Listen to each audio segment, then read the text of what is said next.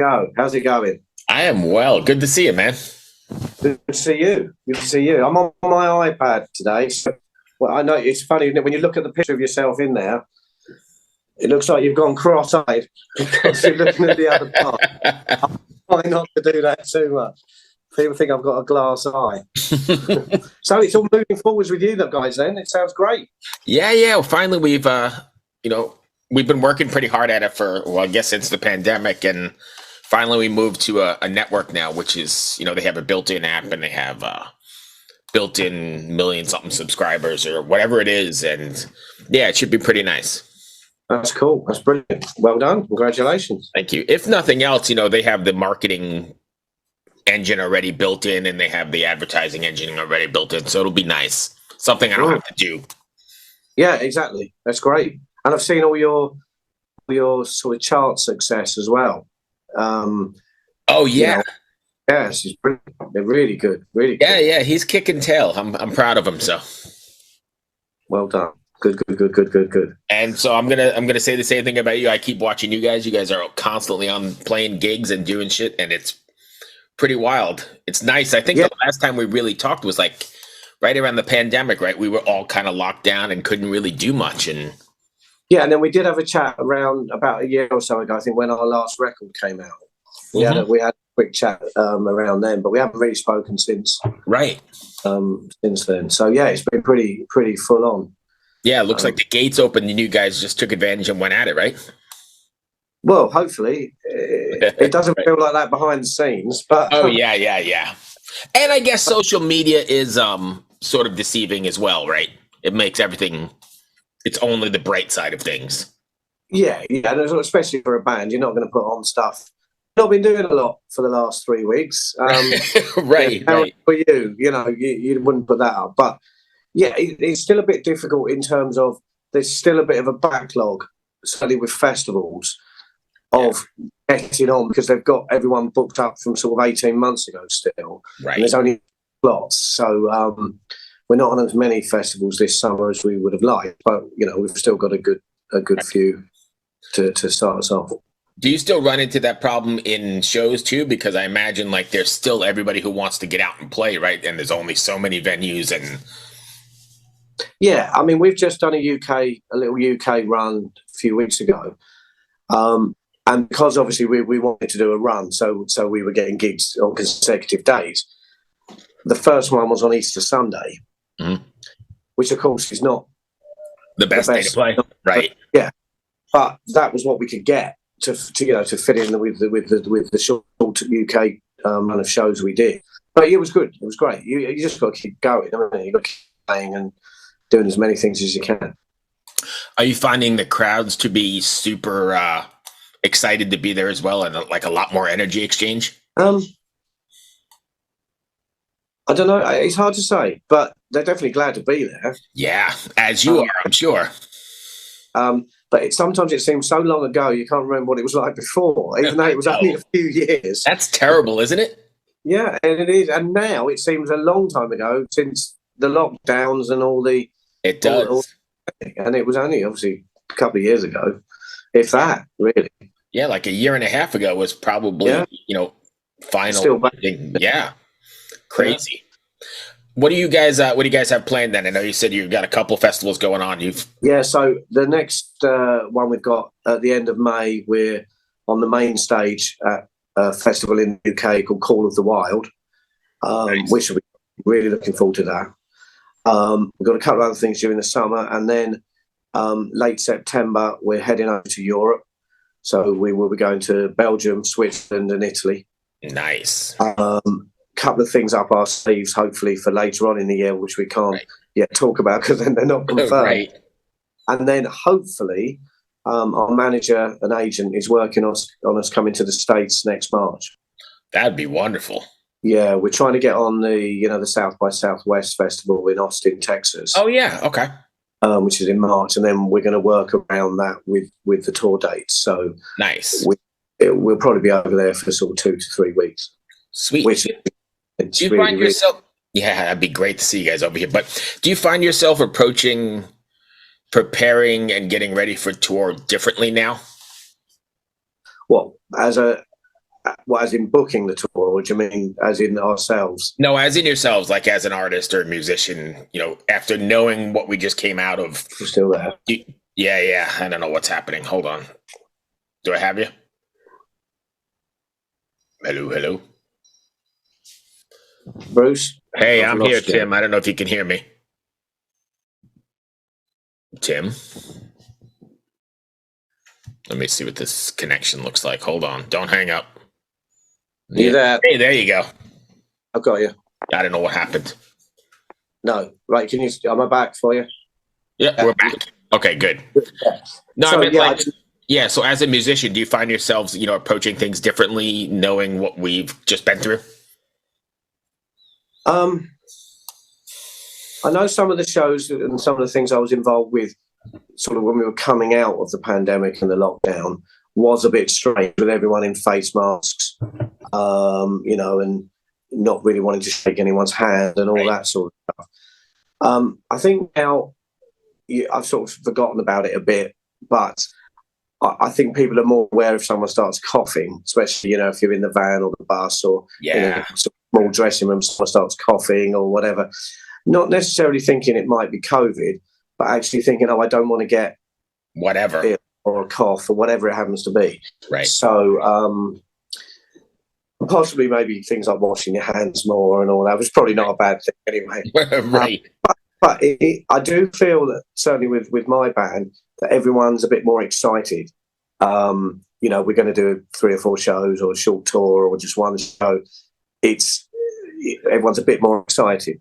Right. Because it was a difficult time, wasn't it? Really, couldn't play at all, couldn't do anything. And when obviously you're a musician or anyone in any creative industry, that's your life. Really out. Yeah, exactly. And obviously your income as well. But yes, it was more feeling inside you. You want to get out. And we did a show. When was it? The end of January. A festival over in the UK, an indoor thing called Hard Rock House. And great big stage, and it was a really good time. But I can remember during the show thinking to myself, right, I've got to make use of this big stage. I'm going to be running backwards and forwards, and I was doing, I really was enjoying myself. Right. And that I think would have come again from the pandemic. Right. Really wanting to really give it some, when you're out there, because it was all taken away from us. Yes. That makes sense.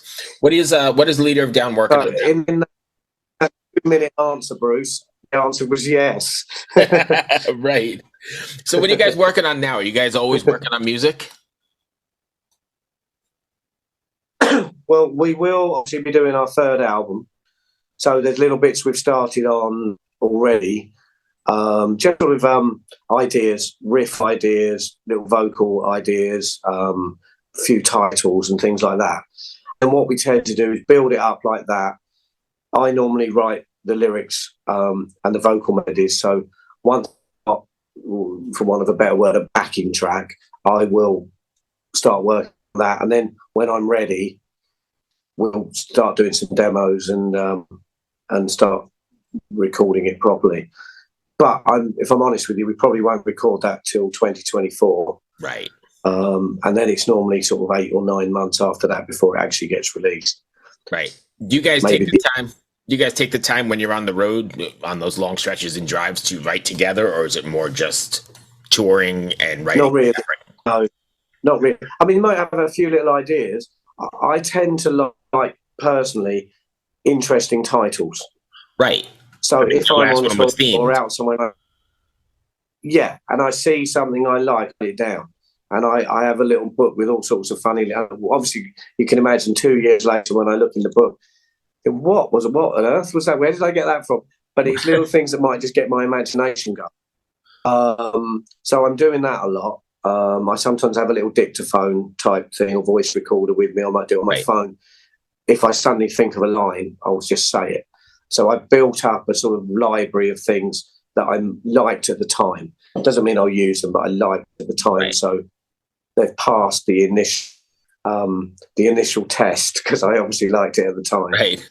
And then it's a funny thing, like your imagination, because that I always find if I've forgotten about it and then I see something, oh yeah, and then something, oh yeah, that idea, and then I'm off. rather than just sitting down in the studio or sitting down in a room with a pen and paper going, right, I'm going to write a song. Mm-hmm.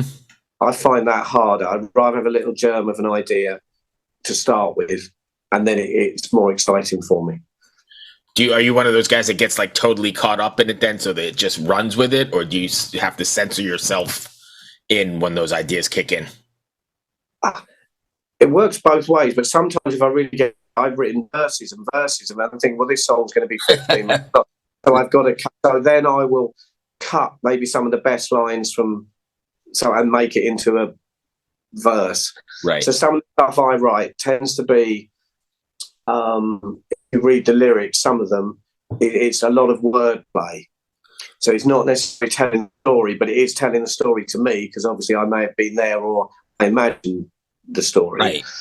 But I quite like doing like that, because then someone else will listen to it and it means something completely different to them. Right. You know, so right. For example, the track on our last album, Holloway Motel, is about Holloway Motel, which is a place that we used to stay in all the time in LA. But a lot of the lyrics are sort of little snippets of things that happened when we were there that I've just got together, rather than telling you the story of what happened. It's just little bits and mentions and things like that. I quite like doing it, because I think it sort of it certainly makes me think a bit what I'm doing, but hopefully it might make the listener sort of conjure up different images of things and connect to it differently. Yeah. It's just if I do it, really. It's probably listening to Motorhead for all these years. There was a lot, Lemmy did a lot of those sorts of things as well, and not necessarily I'm trying to copy him at all, but when you've got a favourite band you've listened to a lot, you're naturally influenced. Oh, sure. And I always remember, sort of talking to Lemmy when he was talking about lyrics, and he'd sometimes show me something he'd done because he was particularly proud of a certain line. So there's a line in a track of theirs called Angel City that says, this is the Motorhead track, I'm an intellectual heterosexual. That was one of Lemmy's lines. And I know that Lemmy was so proud of himself for that line. Right.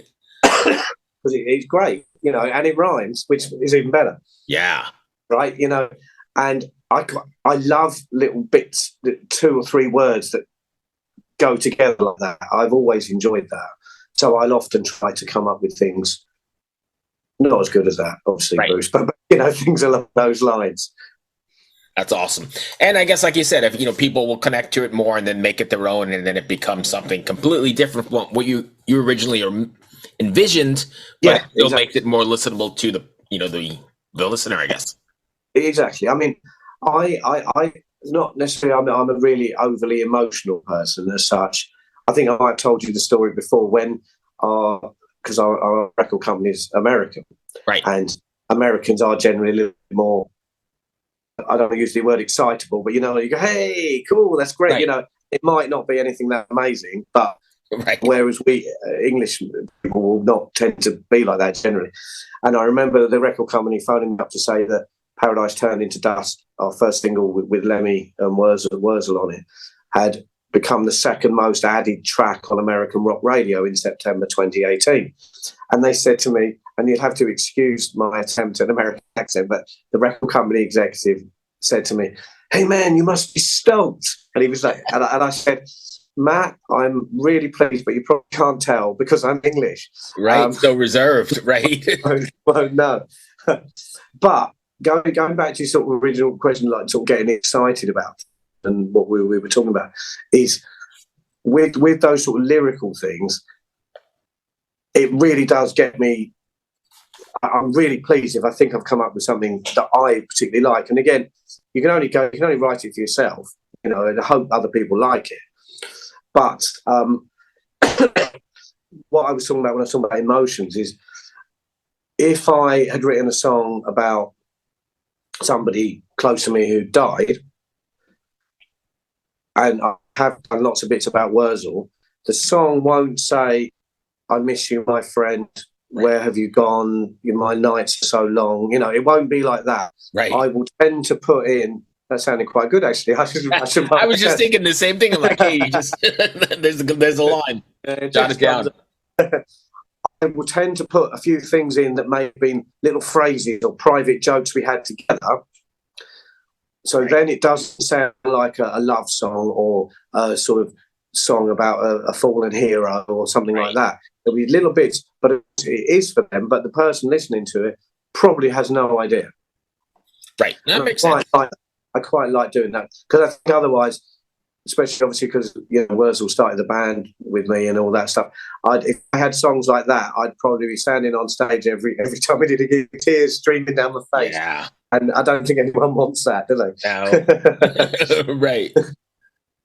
Well, good. That's excellent. So, what else is going on with the band then? I mean, you're doing looking at the tours. You guys are just. Yeah. Well, when we've about a year ago signed up with a new management company, which is going great. That's really, really, really working on. We're trying to work on getting some more support slots with people out in Europe.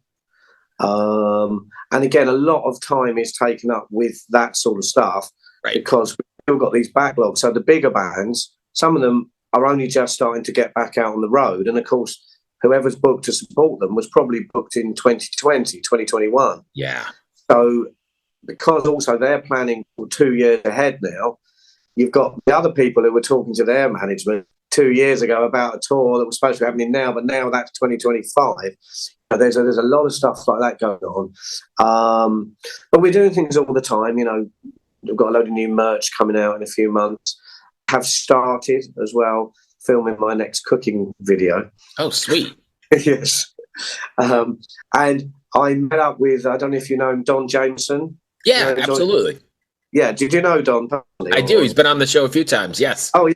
Brilliant. Well, he's a Leader Down fan, which was great, but he came on the Black Label, the Black Star Riders tour over in the UK that Phil Campbell was supporting with Michael Monroe as well. Right. And he came along for 4 dates. And I walked past him, he looked at me and went, Tim from Leader Down? I'd never met him before. And I said, yeah, we were chatting away. But we got on great, and he said he'd love to do a cooking thing with me as well. So that might be quite fun. We might have to do a link up with him out in New York, I think he is, and me over here. We can keep going backwards and forwards and film it or something. It might be quite cool. Yeah, he's a nice guy. Really good guy, and he was a big Motorhead fan as well. Yes. So we've kept in touch. But yeah, you just really got to keep going, looking at every little angle, everyone you meet, people that you can help, they can help you, and collaborations and things like that. I think going back to the lockdown again, you sort of got a bit, let me clean my guitar again or something. It's now nice to actually be out there using it. Right. And meeting people and networking and just... Even not networking, just meeting people is probably the best. And that's actually something I have noticed since the pandemic is people like Don and other people who've come over or you're meeting, they're really excited to be sort of hanging out backstage again or chatting, or you're going for a curry after the show. Right. It actually has seemed a lot more exciting and people really looking forward to it. I've also noticed less arguments when we've been on the road as well. Not that we argue a lot anyway, but it's because everyone's really pleased to be there. Yeah, right. And you haven't been in a long time, so it's enjoy the moment while you're in it, I guess. It's all new again. Yeah, and it's quite fun, trying to get the crowd to, I not always do a little bit in the show where I just talk about Wurzel for a moment. It's something, even though Wurzel's been gone a long time, I don't want to forget him, which I wouldn't do, but I always mention him and get everyone to cheer and things. And I think I've noticed since the pandemic, if people aren't cheering as loud as I want them to, it's quite easy just to rev them up, get them to go a bit more because they're all enjoying it rather than going, oh, what's this idiot saying now? He wants us to cheer out. Because what's going to happen in the show. Someone's going to say, I can't hear you. That's terrible. Because it's a pantomime, really. That's going to happen. But I think maybe a few years ago, people were going, oh, no, here he goes again. But now they're going, yeah, and you can hear them all doing it. I think they're so... Because even just shouting and letting a big noise out your mouth is something we haven't really done for a long time. Right. And aside from, I know we're talking about Leader of Down and being a musician on stage, but from the flip side, I've been going to shows as well, and I'm that guy in the audience that's super excited to be there. And while I'm probably not the guy that's screaming, I am totally enjoying it and being in my element and being around my friends and the people that really aren't, I don't, maybe necessarily not friends, but the same guys I see at the shows every week, every month. And it's been great. Yeah. And people miss that, and I think that is showing a lot, with crowds and people at festivals. And I think there's also more people maybe going to see bands they wouldn't have necessarily gone to see. Yes. And of course, some of the older guys, they're now quite a lot older because they've sort of missed 3 or 4 years of shows. I think a lot of people are wanting to see some of the older bands to make sure they don't miss them. Right. But on that same note, they're also bringing their kids, right? And then you've got sort of a multi-generational thing happening. Yeah. And I think that happens a lot in heavy rock and rock in general. Yes. Whichever parent is really into it, they won't let it go. Their son or daughter has to like some of the music. It's a bit like supporting your favourite football team. I haven't got children, but I'm a West Ham supporter. And if I did have a child, I support another team, I wouldn't be best pleased.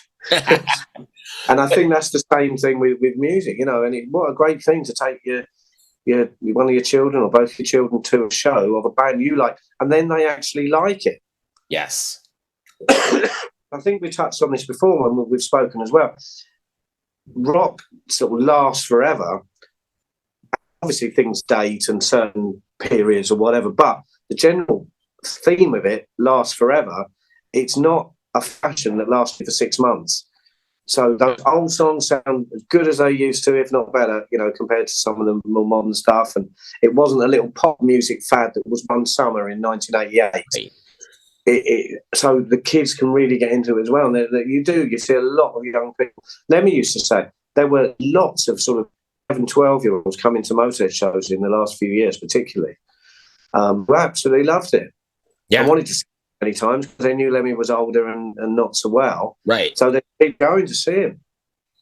Yeah, I think once that, and we may have talked about it and many times we chatted before, but I think once that sort of bug hits you, that music bug, especially like the hard music, heavy metal bug gets you, it stays. It's there, right? It imprints itself in your DNA and you don't. Strange, isn't it? Because I don't see that as much with other styles of music. No. Maybe classical and things like that and jazz, but not all the other styles. Rock is, I think, particularly strong in that area. It gets you, and that sort of kicking guitar really gets you. And I remember, in Wurzel when he was older, sometimes when he'd just play a chord, he'd look at me and really smile. It wasn't doing anything special. He'd just go, and he'd grin would be across his face, and he'd nod, just because he liked the noise. Yeah. I will look at me how fast I can play.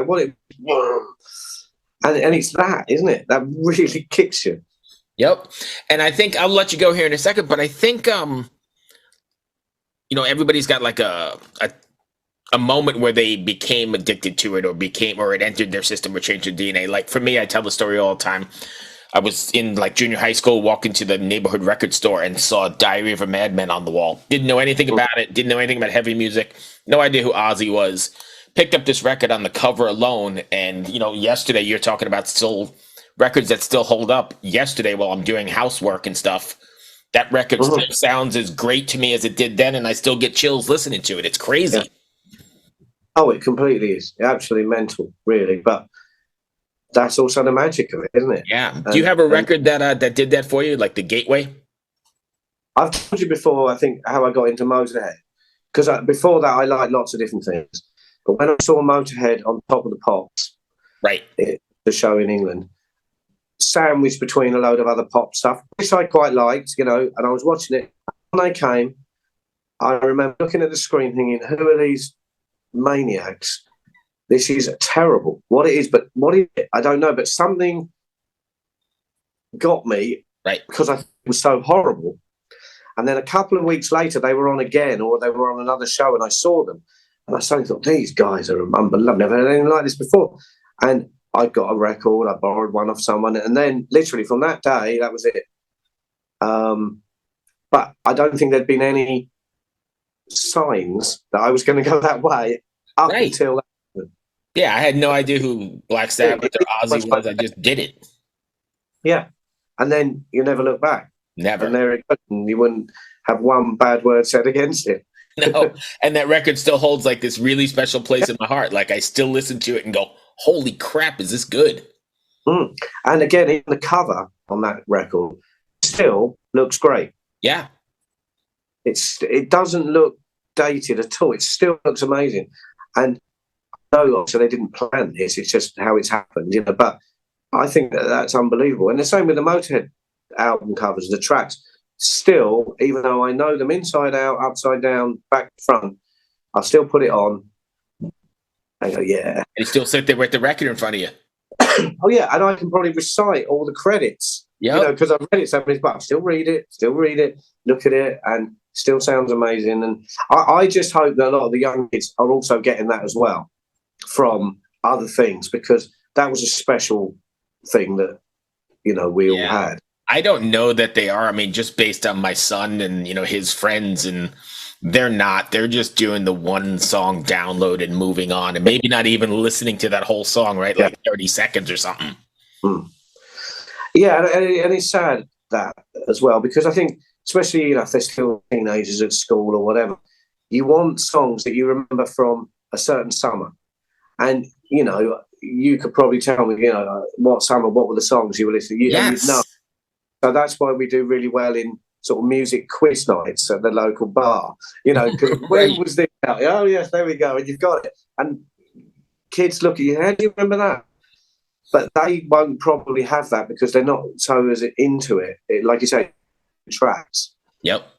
But rock kids are still going out and buying the vinyl and doing this. And people like Taylor Swift, she's done amazing things for vinyl. So a lot of she's doing very well with that as well. But a lot of the sort of younger people that I know that like Taylor Swift, they will go and buy several copies of the same thing because it's on the different coloured vinyls. Oh, really? Just as we used to do. Oh, I did not know that. That's kind of cool. Yeah, which is really good. Different type of music, but it's exactly the same principle. Right, yeah, just get more involved. Or I mean, I guess the word is immersed, right? We were so immersed excited and immersed in the record. And we actually listened to it. We weren't doing something else at the same time. Certainly not on the first 3 weeks of playing it. You buy it, sit on the floor in your living room or in your bedroom, and then play it and read everything. Right, it was a process. Exactly, and that's how we know every word all these years later to all these songs. Right, I still do the same thing. Right, that's how we did it. And so the last one, then, what's been the response to Turn of the Screw? Then I know it's been a little bit of time, but it's been doing pretty well. Yeah, so Screw Tape Letters. Yeah, it's been great. We had 10 in the Amazon heavy rock charts.